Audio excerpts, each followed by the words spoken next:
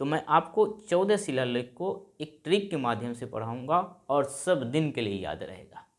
अब देखिए ट्रिक, सबसे पहले पहला और 13वां और लास्ट, इसको हम 13 करके लिखते हैं, 13 और लास्ट 14, यानी 14वां। इसके लिए स्टूडेंट्स कोई ट्रिक नहीं है, ठीक है। पहला सबको याद रहता है, पहला प्यार भुलाया नहीं जा सकता है। पहला प्यार आपका भी होगा, उसको भुलाइएगा, नहीं भुला पाता है, कोई नहीं भुलाता है, आप भी नहीं भुला पाओगे, ठीक है। याद आ गई होगी, लड़की हो या लड़का। तो पहला जो है ना, पहला के लिए कोई ट्रिक नहीं है, इसे याद रखना है, बहुत आसान है। ये पहला कहता है कि सभी मनुष्य मेरे बच्चे हैं और पशु बलि का निंदा का, पशु बलि का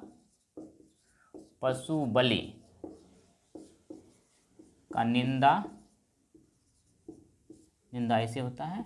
और सभी मनुष्य मेरे बच्चे, फर्स्ट में बोला गया है।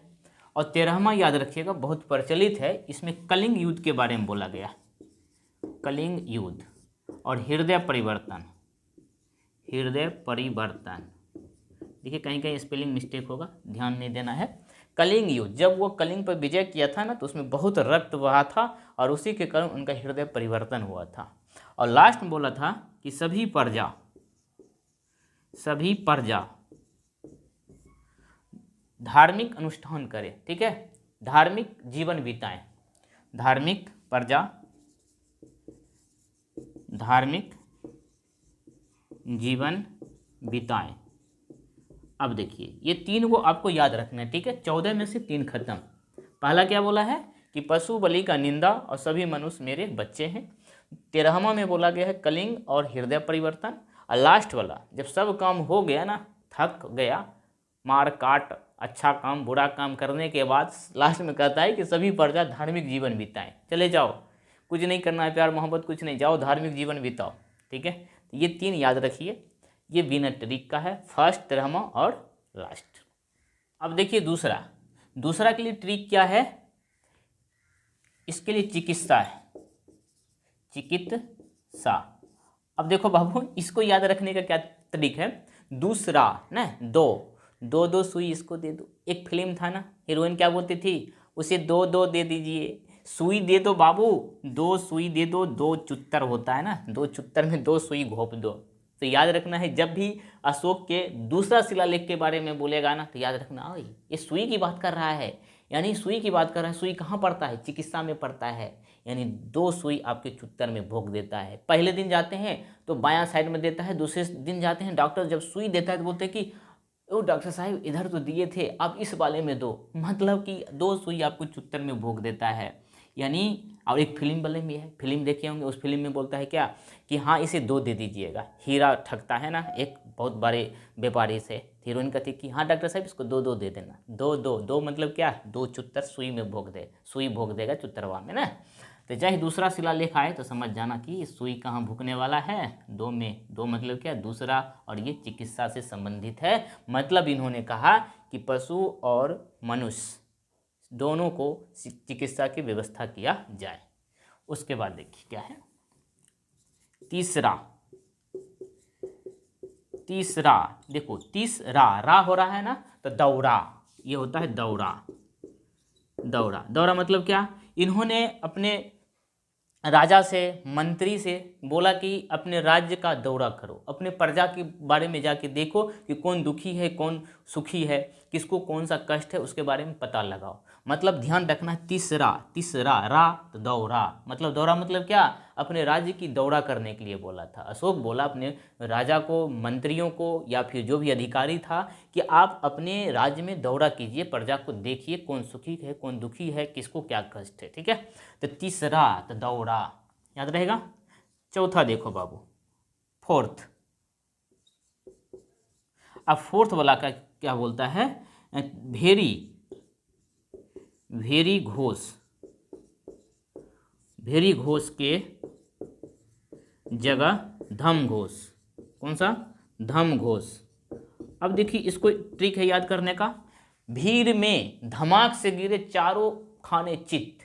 भीड़ में, भेरी से भीड़, भीड़ में धमाक से गिरे, भीड़ में धमाक से गिरे, लिख लीजिए कि भीड़ में धमाक से गिरे चारों खाने चित्त।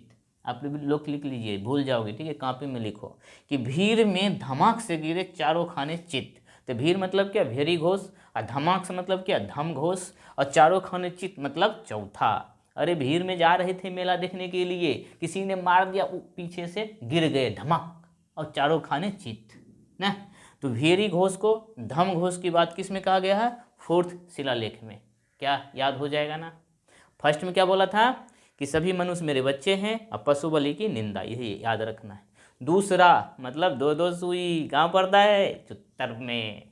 तो दूसरा से याद रखना है चिकित्सा, पशु और मनुष्य दोनों को चिकित्सा की व्यवस्था। तीसरा, तीसरा रा मतलब दौरा, दौरा मतलब कहाँ, अपने समाज में राजा को बोला था, जो भी अधिकारी था, अपना दौरा करिए, देखिए कौन सुखी दुखी है, किसको क्या कष्ट है। चौथा, फोर्थ, भीड़ में गिर गए धमाक से चारों खाने चित्त, यानी चौथा। ठीक है, नोट कर लो। अब पांचवा देखो भाई, फिफ्थ या पांचवा याद रखो, पांचवा इसमें क्या था, धर्म महापात्र या महामात्र, ऐसे करके। अब देखो पांचवा याद रखना कि महाभारत में पांडव धर्म की व्यवस्था करना चाहते थे। महाभारत में पांडव भाई जो था, पांडव, अर्जुन, उसके बाद भीम, सहदेव, नकुल, और भाई था युधिष्ठिर, ये पांच इसको क्या बोलते थे, पांडव। तो महाभारत में पांडव धर्म की व्यवस्था करना चाहते थे कृष्ण की सहायता से। ठीक है, तो याद रखना कि पांचवा मतलब पांडव, अब पांडव क्या करना चाहते थे, धर्म की स्थापना करना चाहते थे, इसीलिए धर्म महापात्र। धर्म की स्थापना कौन करना चाहते थे, पांडव। अब पांडव कितना भाई था भाई, 5 भाई था। तो इसको इस तरह से याद रखना है। क्या याद रखना है कि महाभारत में पांडव 5 भाई था, वो कृष्ण की सहायता से धर्म की स्थापना करना चाहते थे। तो धर्म महापात्र की स्थापना किसने, कौन किया, पांडव किया। पांडव मतलब क्या, 5। तो अशोक का 5वां शिलालेख से पता चलेगा धर्म महामात्र की बात। ठीक है, याद रहेगा कि नहीं, नहीं भूलोगे। छठा, 6 वाला ना, देखिए इसका बहुत बढ़िया ट्रिक है। इसमें था आत्मनियंत्रण, आत्म नियंत्रण। देखो इसमें जो मैंने कहानी बताया उसको लिख लीजिए कि महाभारत में पांडव धर्म की स्थापना करना चाहते थे, यानी पांडव से 5 हो जाएगा, और धर्म की स्थापना से धर्म महापात्र हो जाएगा, इसको लिख लेना। अब देखिए इसका छठा का है आत्मनियंत्रण। ये तो याद है, लेकिन भूल जाओगे। इसको कैसे याद रखना है कि अरे भाई मैं जॉब करता हूँ, और मेरा जो है, मैं SSC JEE का जॉब करता हूँ, BPSC का जॉब करता हूँ, मेरा पोस्टिंग है पटना में, और मेरी पत्नी रहती है भागलपुर में। मतलब क्या, मैं 6 दिन तक बिजी रहता हूँ, नहीं जा पाता हूँ अपने पत्नी से मिलने के लिए। मैं पटना में जॉब करता हूँ, और ऑफिस जो काम होता है सप्ताह में 6 दिन काम होता है, और 6 दिन मैं अपने पत्नी से नहीं मिल पाता हूँ। यानी पत्नी से मिलते तो बहुत बातें करते, प्यार मोहब्बत सारा चीज़ करते, लेकिन 6 दिन मैं खुद को नियंत्रण करके रखता हूँ, मतलब आत्म नियंत्रण करके रखता हूँ। तो छठा से क्या हो जाएगा, आत्म नियंत्रण। एक ट्रिक है, ठीक है, कहानी की तरह इसको याद रखिए। क्या कि भाई मैं जॉब करता हूँ, सरकारी जॉब करता हूँ, और मुझे सप्ताह में 6 दिन तक जो है काम करना पड़ता है ऑफिस में, और 6 दिन तक मुझे छुट्टी नहीं मिलता है, जिसके कारण मैं अपने परिवार से नहीं मिल पाता हूँ, मैं अपनी पत्नी से नहीं मिल पाता हूँ, मैं अपने गर्लफ्रेंड से नहीं मिल पाता हूँ, यानी नहीं मिल पाते। इसका मतलब कि मिलने का तो कोशिश करते हैं, मन भी करता है, आत्म नियंत्रण करके रखते हैं, खुद को नियंत्रित रखते हैं। नहीं भाई 6 दिन तो सरकारी काम करना है, नहीं तो सरकार मुझे निकाल देगा ना जॉब से, फिर इसको कैसे इसका भरण पोषण करेंगे। तो 6 दिन तक मैं क्या करता हूँ, खुद को आत्म नियंत्रित करके रखता हूँ। 7वां दिन फिर मिलते हैं, मौज मस्ती प्यार मोहब्बत सारा चीज़ होता है। ठीक है, तो छठा से याद रखना, ऑफिस में काम करते हैं, परिवार से नहीं मिल पाते हैं, दोस्त से नहीं मिल पाते हैं, खुद को आत्म नियंत्रित करके रखते हैं। चलिए नोट कर लीजिए। अब देखिए 7 और 8 एक ही साथ है, ठीक है, 7 और 8 एक ही साथ है। इसको मैं चाहूँ तो 2-3 ट्रिक दे सकता हूँ, लेकिन याद रखिएगा इसमें होता है तीर्थ यात्रा, तीर्थ यात्रा पे जाना। अब देखो तीर्थ यात्रा एक आदमी तो नहीं जाता है, कहता कि मैं तीर्थ यात्रा करने जाऊंगा साथ साथ, ये सातवां है, साथ में है 7 और 8 दोनों एक साथ। मैं तीर्थ यात्रा करने जा रहा हूँ साथ साथ, मैं वैष्णव माता के यहाँ जा रहा हूँ। कौन कौन जा रहे हो? अरे मैं तो बहुत लोगों के साथ में जा रहा हूँ। वो कौन सा? तो साथ भाई, 7 के साथ में 8 है, 7 के साथ में 8 है। जब 7 की बात होगी तो 8 की भी बात हो रही है। तो मैं तीर्थ यात्रा पे जा रहा हूँ। जो मैं बोलता हूँ उसे आप लिख लीजिए, ठीक है। मैं तीर्थ यात्रा पे जा रहा हूँ। क्या बोलना है कि मैं तीर्थ यात्रा पे जा रहा हूँ। किसके साथ जा रहा हूँ? तो 8 के साथ जा रहा हूँ। साथ साथ तीर्थ यात्रा जा रहा हूँ। तो याद रखना, जब भी 7 की बात होगा तो याद में आ जाएगा, ओह साथ साथ कहाँ जाते थे? तो साथ साथ मेरे 8 जाते थे। कहाँ? तो तीर्थ यात्रा के लिए। ये एक ट्रिक है, ठीक है। या फिर एक ट्रिक ऐसे भी बना सकते हैं कि सातों जन्म तक गर्लफ्रेंड के साथ रहना, पत्नी के साथ रहना है, कि सातों जन्म मैं तुमको करता रहूँगा प्यार, मर भी गया तो मैं तुमको करता रहूँगा प्यार। मतलब जिंदा है तो 7 जन्म तक, मरने के बाद भी प्यार करना है। अगर किसी को 7 जन्म तक प्यार करना है ना, तो आपको भगवान के शरण में जाना पड़ेगा। और भगवान के शरण में जाने के लिए क्या करना पड़ेगा? तीर्थ यात्रा करना पड़ेगा ना। तो 7 जन्म तक अगर आप किसी के साथ रहना चाहते हैं तो जाना पड़ेगा भगवान के शरण में। और भगवान के शरण में जाते हैं तो बाबू आपको तीर्थ यात्रा करना पड़ेगा। तो 7 और 8 याद रखना, 2 ट्रिक बताया ना। अब लेते हैं आपका नम्मा। नम्मा में था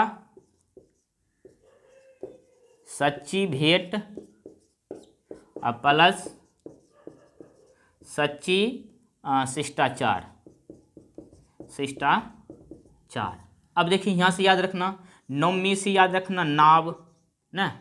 नौवीं से नाव। नाव कौन सा? जिस नदी में हम लोग जब घूमने के लिए जाते हैं, जो नाव से जो मछली पकड़ता है, घूमता है, उसी को बोट जिसको बोलते हो इंग्लिश में, ठीक है। नौवां से याद रखना है नाव। अब नाव से क्या बनेगा? ट्रिक बहुत बढ़िया है। जब राम भगवान, सीता जी और लक्ष्मण जी वनवास जा रहे थे तो रास्ते में एक नदी मिलता है और फिर उस नदी को पार करना पड़ता है, तो नाविक मिलता है, केवट जिसको बोलते हो। केवट था ना, कहानी याद है ना। तो नाव वाले को बोलते हैं भैया मुझे उस पार कर दो। तो नाव वाले को पता चल जाता है कि ये राम जी है, सीता जी है, लक्ष्मण जी है। तो उनका शिष्टाचार मतलब बहुत प्रेम से उनका स्वागत करता है, प्रणाम करता है, उसको रिस्पेक्ट देता है ना। और फिर क्या करते हैं? उसको पार उतार देते हैं नाविक। जब पार उतार देते हैं तो राम भगवान, सीता जी कहते हैं कि भाई मुझे तो कुछ भी नहीं है आपको देने के लिए। तो सीता माता क्या करता है? अपना कंगन उतार के केवट को देता है, नाविक को। तो बोलता है माता हम नहीं लेंगे। तो क्या कर रहा है? सीता माता अपना कंगन उन्हें भेंट कर रहा है। इस कहानी से रिलेट रखिएगा कि जब राम जी वनवास जा रहे थे तो रास्ते में नाविक मिला।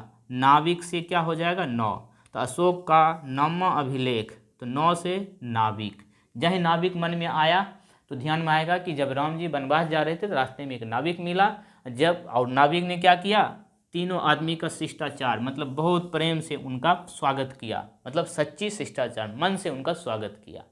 ध्यान रहेगा कि केवट ने तीनों आदमी को क्या किया? मन से सेवा किया, सच्ची शिष्टाचार। और फिर बाद में जब पार उतर जाते हैं तो सीता माता क्या करते हैं? उनको सच्ची भेंट के रूप में कंगन देना चाहते हैं। तो यही सच्ची भेंट याद रखना, लेकिन वो लेते नहीं है। तो बताइए, अगर भाई ट्रिक अच्छा लग रहा है और आपको लग रहा है कि 1 नंबर आपके लिए पॉजिटिव है, मतलब आपको मिल सकता है, सब दिन याद रह सकता है, तो प्लीज़ लाइक कर दो, सब्सक्राइब भी कर सकते हैं।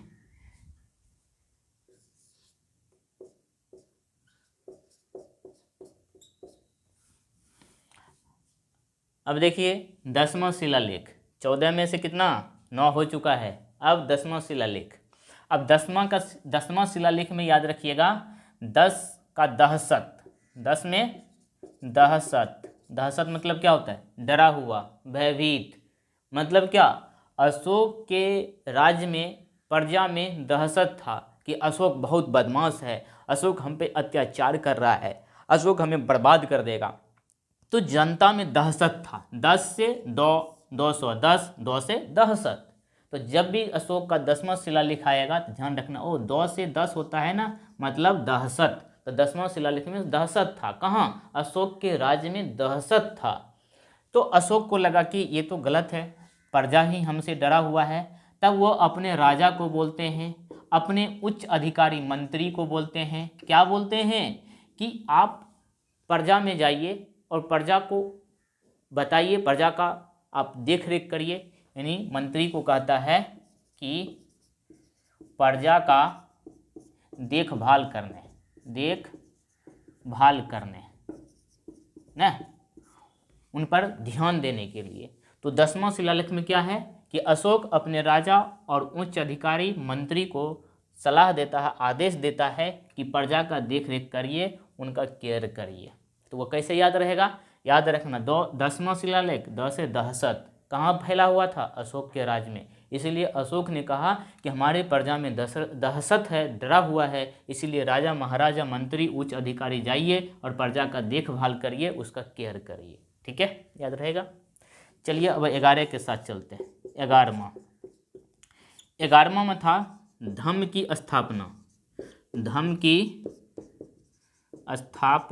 अब देखो धम्म की चर्चा 2 बार हुआ है।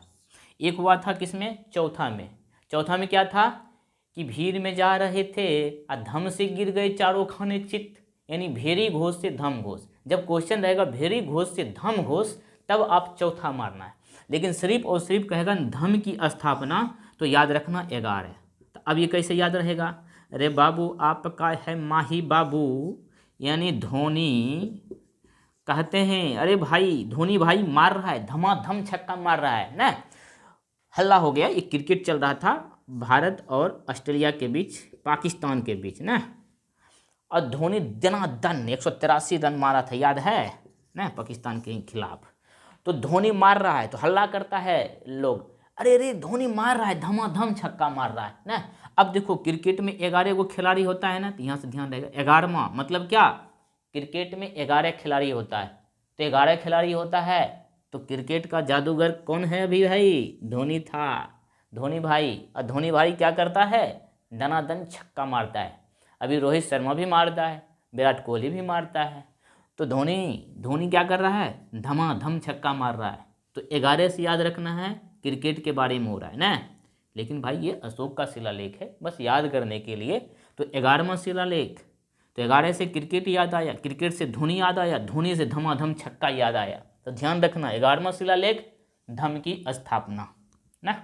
12वां शिलालेख, अब देखो इसका जो मैं ट्रिक बनाया हूँ ना, इस ट्रिक को देखो, इसमें मैं जो बोलने वाला हूँ ऐसा मेरा कोई उद्देश्य नहीं है कि मैंने ऐसा ट्रिक बनाया, बस मेरा हमेशा ये उद्देश्य था कि एक ऐसा ट्रिक बनाऊँ जिससे आपको याद हो। और ये जब याद रहेगा तो आप एग्ज़ाम हॉल में बैठेंगे ना, तो अगर मेरे कारण आपको 1 नंबर आ जाता है, क्योंकि 1 नंबर से पता चलता है कि कितने स्टूडेंट का सिलेक्शन रुक जाता है और बहुत का हो भी जाता है। तो मैं इस वीडियो में ये चाह रहा हूँ कि एक भी क्वेश्चन आपका मिस ना हो, शिलालेख से 14 ही याद हो। और मुझे ऐसा लगता है कि आई होप कि टोटल ट्रिक मैंने एक ऐसा बनाया हूँ कि ताकि आपको याद रहे। ठीक है, जो मैं बोला हूँ बस उसको सुनना है और फिर आप सेट मारिए, देखिए टोटल सही हो जाएगा। अब 12वां में थोड़ा सा अटपटा ढंग का मैं ट्रिक बनाया हूँ, लेकिन उतना भी नहीं है, बस मेरा कोई ऐसा उद्देश्य नहीं, भाई गलत कमेंट मत करिएगा। ठीक है, और तक अब देखिए 12वां में याद रखना है स्त्री महामात्रों की नियुक्ति और स्त्री महामात्र को क्या करना है, सम्मान देना, सम्मान। अब देखो ये याद कैसे रहेगा, 12वां से याद रहेगा बड़ा ना। अब बड़ा जानते ही हो ना, कौन पहनते हैं, स्त्री पहनती है। तो यही बात मैंने जो बोला है ना, ये चीज़ लिखा हूँ, तो ऐसा मेरा कोई उद्देश्य नहीं है गलत। ठीक है, इसको आप नेगेटिव में नहीं लेना, बस याद करने के लिए मैंने इसे किया है कि बड़ा, 12 से 12वां, बड़ा कौन पहनती है, स्त्री। और स्त्री महामात्र की नियुक्ति या फिर उसका सम्मान की बात है भाई, वो स्त्री बड़ा खरीदने गई है, ठीक है, उसका सम्मान कीजिए।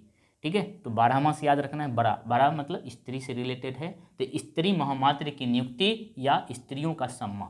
तो एग्जाम में जब इस प्रकार का क्वेश्चन रहेगा, 12वां याद नहीं आ रहा है भाई, क्या होगा, ओ पढ़े थे 12वां से बड़ा किससे रिलेटेड है, स्त्री से ना, तो मार देना इस तरह से। और फिर आपको तो मैं 1 नंबर और 13 नंबर और लास्ट 14वां तो बता ही दिए थे, पहला में बताए थे पशु बलि का निंदा और सभी मनुष्य मेरे बच्चे हैं। 13वां में बताए थे कलिंग युद्ध और हृदय परिवर्तन। और लास्ट में बताए थे कि सब काम होगा भाई, अब कुछ नहीं करना है, जाइए भगवान के शरण में। मतलब सभी प्रजा को सलाह दिया कि आप लोग धर्म की स्थापना करिए, आप लोग बढ़िया से पूजा पाठ करिए। ठीक है, तो ये रहा आपका 14 ट्रिक से संबंधित 14 शिलालेख के बारे में। पता नहीं आपको कैसा लगा, मुझे तो लगता है कि मैं जो ट्रिक दिया हूँ उससे सारा चीज़ याद हो गया होगा। ठीक है, थैंक यू।